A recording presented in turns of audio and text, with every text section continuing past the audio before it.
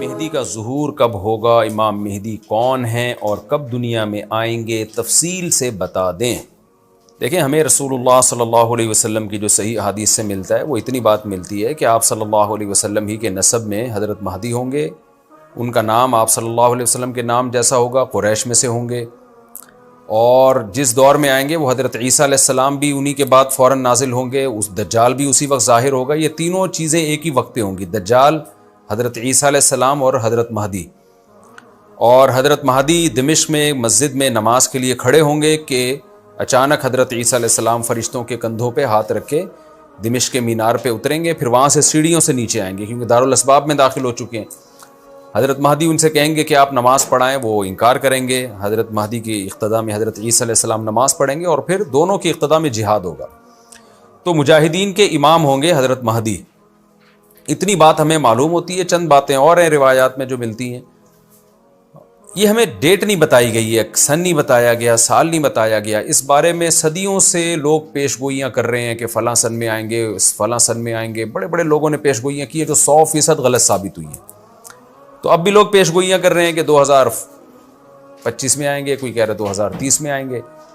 تو گورنمنٹ کی طرف سے کوئی پابندی نہیں ہے، کوئی بھی کچھ بھی کہہ سکتا ہے۔ نبی صلی اللہ علیہ وسلم نے اس کو مبہم رکھا ہے، صحابہ نے مبہم رکھا، نہ صحابہ نے نبی سے تاریخ پوچھی، نہ مہینہ پوچھا، اور نہ نبی نے بتایا۔ اور ایسی چیزوں میں اسلام اس کو مجمل ہی رکھتا ہے، کیونکہ وہ مہینہ آتا اور اس مہینے میں کوئی بھی اٹھ کے مہدی کا دعویٰ کر دیتا تو کنفیوژن پیدا ہو جاتی نا۔ اس لیے ہمیں اس پر مبہم ایمان ضروری ہے، مجمل ایمان ضروری ہے۔ مبہم تو نہیں کہیں گے، مجمل۔ مجمل کا مطلب تفصیل ہمیں معلوم نہیں ہے، بس ہمیں پتہ ہے کہ ایک وقت آنے والا ہے قرب قیامت میں کہ حدیث میں آتا ہے خراسان سے ایک لشکر اٹھے گا اور اللہ اس کو فتح عطا فرمائیں گے۔ حدیث میں آتا ہے کہ مجاہدین لڑیں گے اور اتنی بڑی جنگ ہوگی کہ آپ صلی اللہ علیہ وسلم نے فرمایا کہ 1/3 مجاہدین اس میں جو لڑنے والے ہوں گے وہ شہید ہو جائیں گے، جو اس وقت کے سب سے افضل ترین شہداء ہوں گے، اور 1/3 مجاہدین وہ ہوں گے جو لڑائی کی شدت اور سختی کی وجہ سے میدان چھوڑ کے بھاگ جائیں گے۔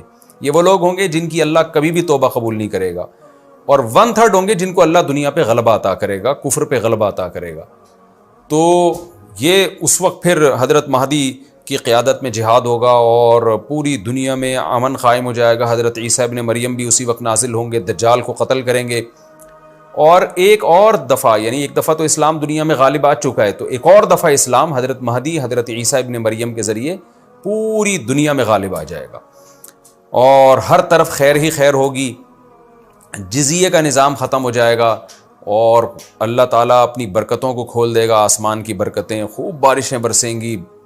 ایک روایت میں آتا ہے، ترمذی کی روایت ہے، اتنے بڑے بڑے انار پیدا ہوں گے کہ اس کے چھلکے کو لوگ سائبان کے طور پہ استعمال کریں گے۔ ایک ایک انگور کا دانہ کئی لوگ نچوڑ کے پئیں گے، یعنی برکتیں اللہ کی طرف سے ایسی کھل جائیں گی، تو پوری دنیا میں امن ہوگا۔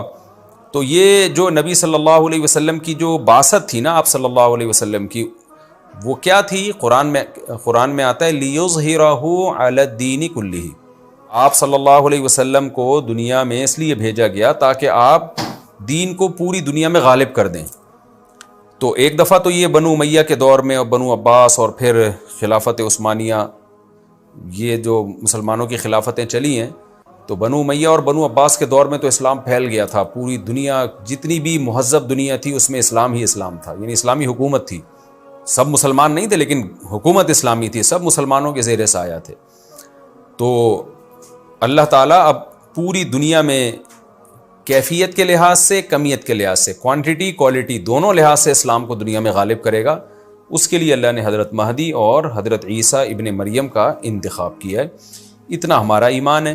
اب کیا ہوتا ہے کہ ہر تھوڑے دن میں کوئی مہدی اٹھ کے دعویٰ شروع کر دیتا ہے، اور تو امام مہدی سب سے پہلی بات یہ مجاہد ہوں گے، بڑی اہم ترین بات یہ ہے، اور انہی کے دور میں حضرت عیسیٰ ابن مریم بھی نازل ہوں گے، تو اور دجال بھی ظاہر ہوگا۔